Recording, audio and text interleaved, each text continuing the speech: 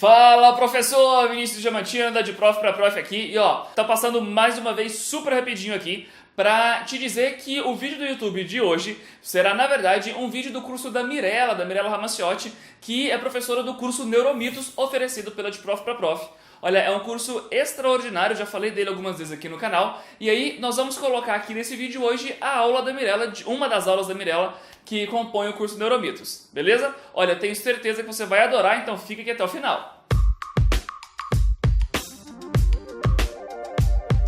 Estamos aqui novamente na aula de número 16, que vai falar sobre neuromitos na área do bilinguismo. Lembrando que a visão geral desta aula é de que nós temos que saber onde, como e por que os neuromitos surgem. Isso nós só vamos poder fazer analisando mito a mito, construindo, solidificando as informações que vamos recebendo de fontes fidedignas, de uma ciência que é séria, que deve ser respeitada e principalmente entendida, porque senão ficaremos sempre presos da ignorância e não teremos recursos para avaliar as informações que nos chegam. Na aula de hoje, falaremos sobre 3 mitos na área da aquisição de outras línguas, além da língua que nos é materna. Saberemos o porquê de cada mito e, novamente, recursos estarão ao seu dispor para que aprofunde e consolide as informações desta aula. Vamos então? Mito de número 39. Diz que a linguagem está localizada no cérebro esquerdo e as habilidades espaciais no cérebro direito.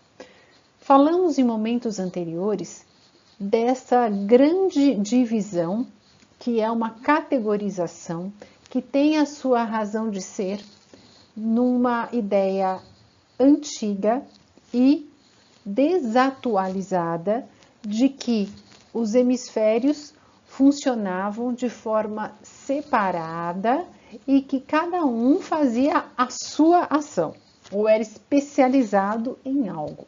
Sabemos hoje que muito mais do que localizacionismo, temos sim especificidade, mas essa especificidade só ocorre quando a interação é íntegra e muito bem feita. Esta integração existe não apenas fisicamente no nosso cérebro, através da conexão que é feita por um feixe de fibras chamado corpus callosum, que une as duas partes, as duas metades do cérebro.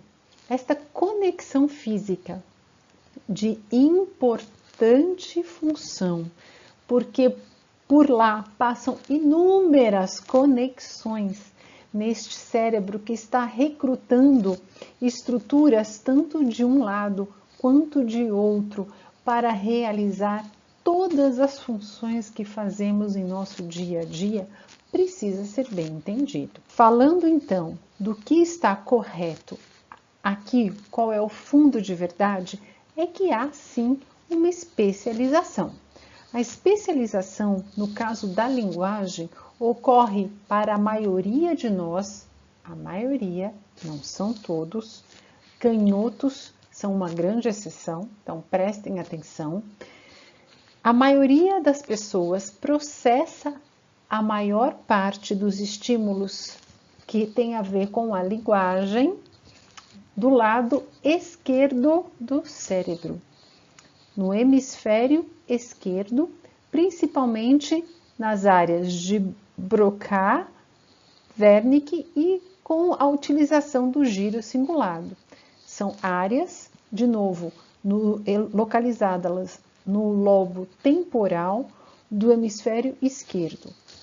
Mas se você é canhoto, a probabilidade de que você faça isso no outro hemisfério é alta.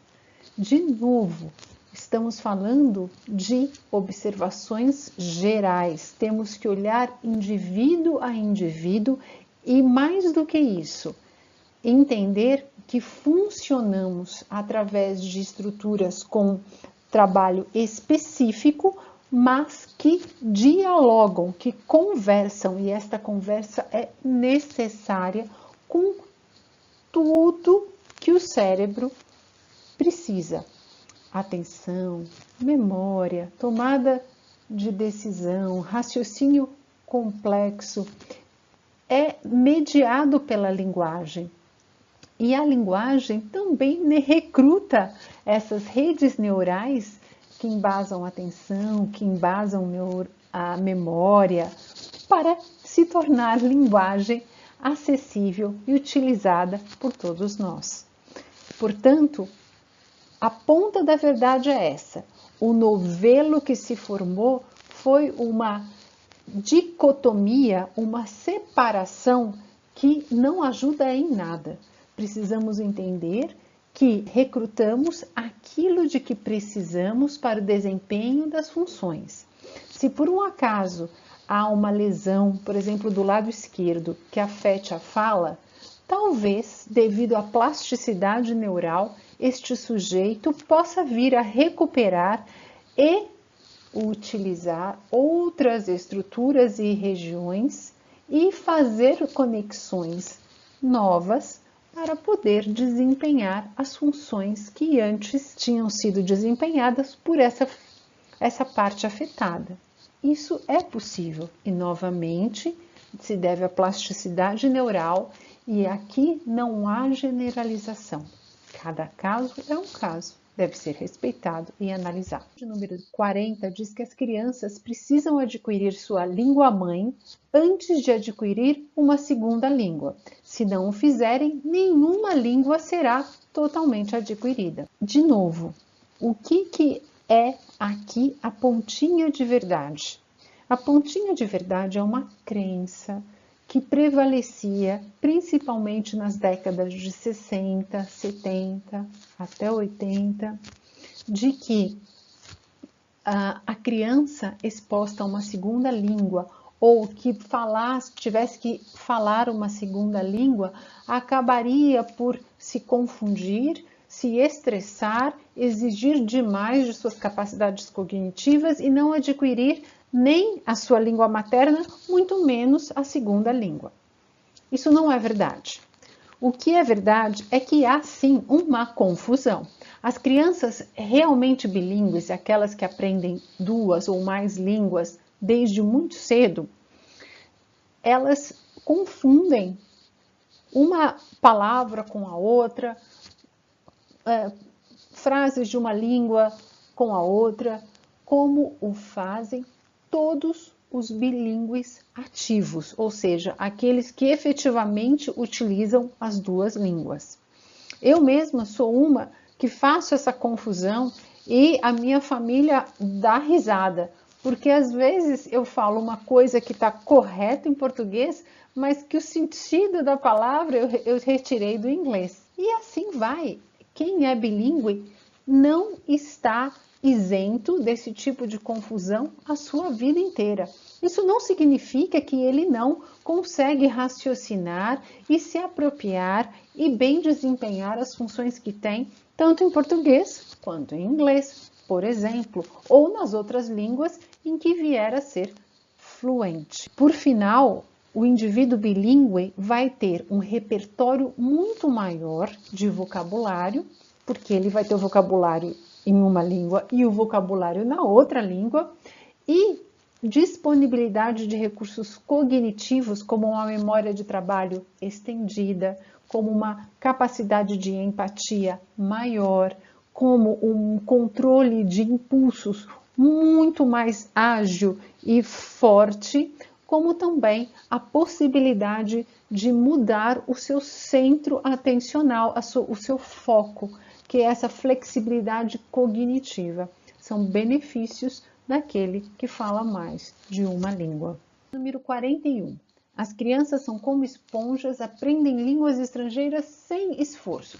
Criança é como esponja. Agora, se também não praticar, não retém.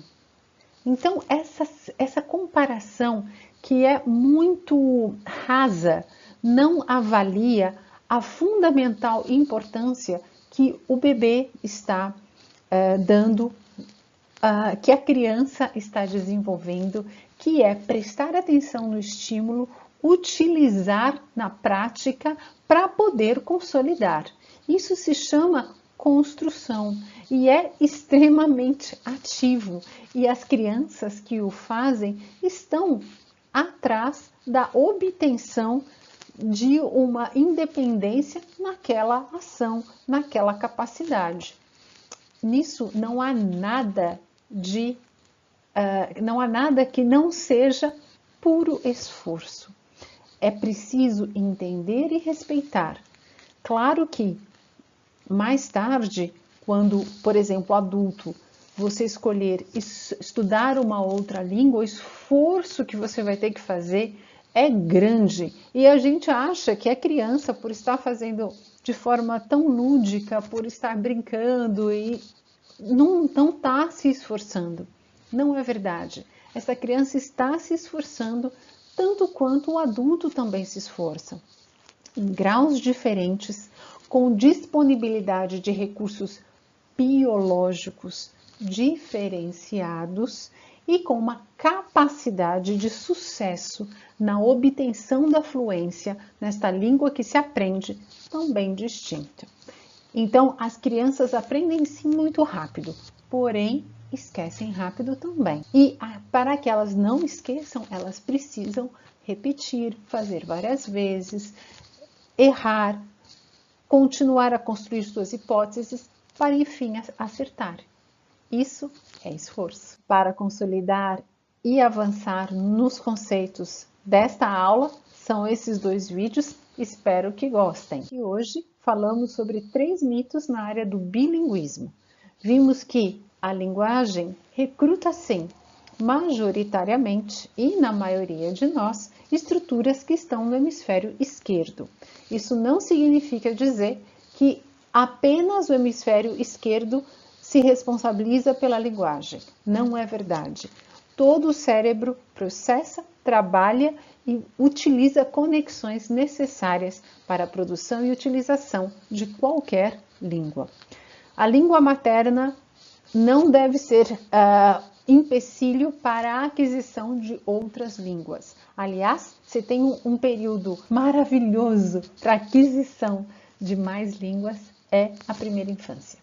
A criança aprende bastante, aprende e esquece, se não pratica com afinco, e isso se chama esforço. Por isso, essas ideias são mitos. Próxima aula, mitos sobre gênero e raça. Até mais! É incrível, não é o vídeo da Mirella? Gente, olha, as aulas da Mirella são sempre maravilhosas, é um monte de informação muito legal que a gente às vezes já ouviu muitas vezes e nunca parou para raciocinar a respeito, informações novas, atualizadas. Ela pega informação sempre com professores, né, de academia, que são sempre professores que estão no topo da pesquisa naquele assunto. Então, olha, é extraordinário o curso Neuromitos da Mirella. Depois de 1 ano e meio negociando, eu consegui o curso da De Prof pra Prof. Então, corre lá na De Prof pra Prof, faça o curso Neuromitos, que eu tenho certeza que você vai se apaixonar por cada aula. Beleza? Bom, por hoje é isso, eu te vejo no próximo vídeo, até mais, tchau, tchau! Ah, e claro, né, já que a gente tá falando sobre isso, dá uma olhada nesses 2 vídeos aqui que são muito úteis e que vão fazer muita diferença pra sua vida enquanto professor particular. Gente, clica no vídeo, se inscreve no canal, te espero no próximo.